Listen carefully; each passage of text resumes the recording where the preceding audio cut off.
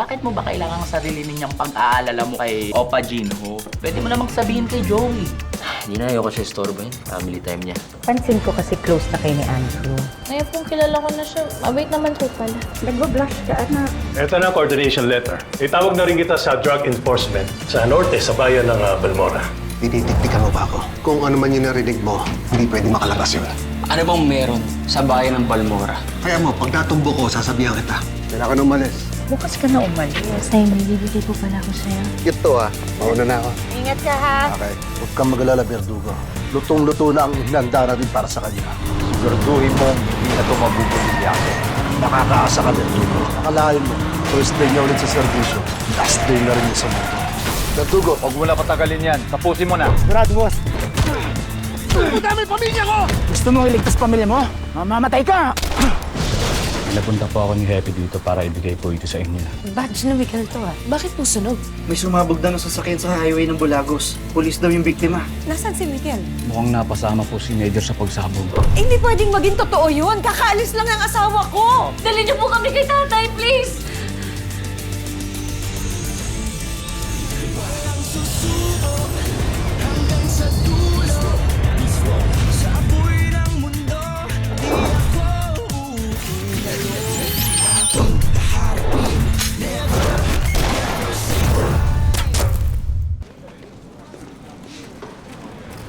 Ito lang ba ang nakuha niyo lahat ng evidence? Ha? Wala na iba.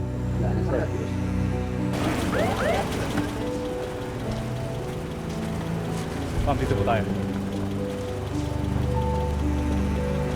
Tabi. Dito po, ma'am. Joey.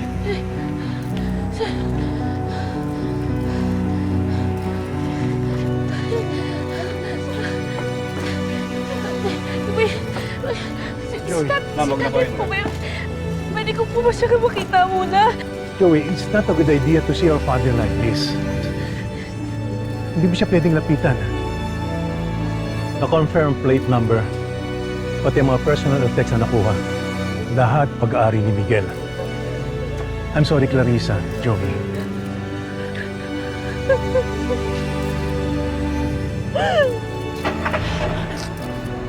Hindi ko po ba talaga siya pwede munang makita? Hindi pa pwede.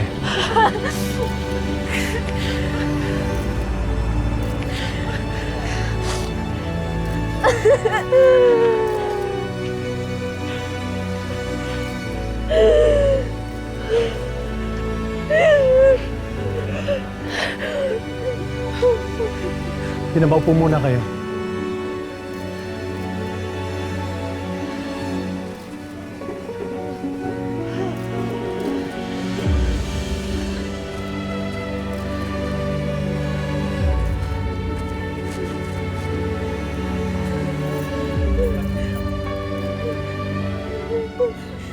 Tay, may bibigay po pala ako sa'yo. Para po hindi mo po kami makalimutan ni nanay. Hindi mo kayo makakalimutan talaga. Pero, ito Yung bigay ko po kay tatay.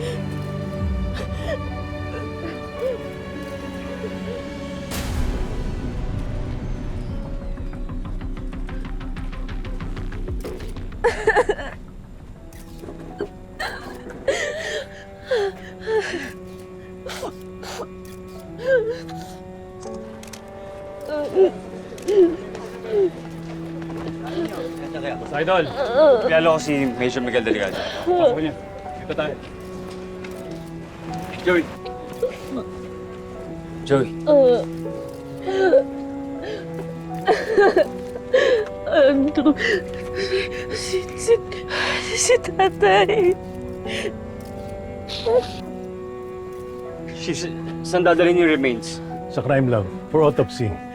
Standard procedure. Hindi po ba muna namin siya pwedeng makita bago niyo po gawin yun?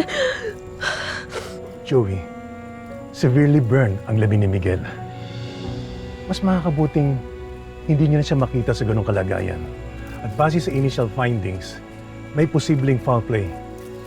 Kaya ayaw namin makontaminate ang ebidensya bago ang autopsy. Pagkatapos ng proseso, i-release namin ang labi sa inyo. Kaya mas makakabuti na ring umuwi muna kayo para makapagpahinga. Wait lang po, paano niyo naman po nalamang si tatay po talaga yun kung sobrang sunog po yung katawan? Through the plate number at mga personal effects. Pero magsasagawa pa rin kami ng DNA test for verification. Chief, ano yung ibig sabihin niyo sa foul play? Sa unang tingin, mukhang aksidente. May skid mark sa kalsada. Mukhang nawalan siya ng kontrol bago siya sumalpok sa pader. Pero may natagpuan kaming basyo sa crash site. And it's not from Miguel's service firearm. Ibig sabihin, may shooter. It's a targeted attack. At mukhang siniguro na hindi siya makakaligtas. Eh, sabi ko sa kanya, huwag na siyang bumalik sa serbisyo eh. Kung hindi siya umalis, hindi nangyari to.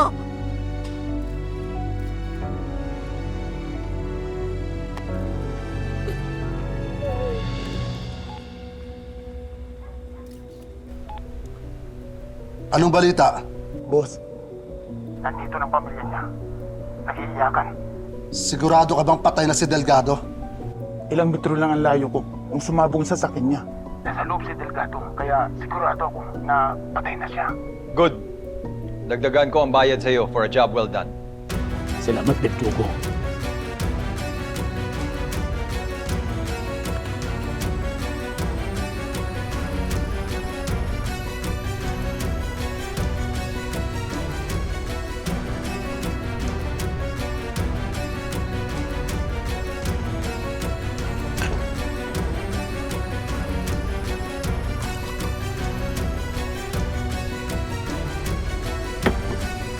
Tawag Delgado. Nagbuka tuloy siyang sisig. Mahilig naman siya sa pasabog eh. He got what he deserved.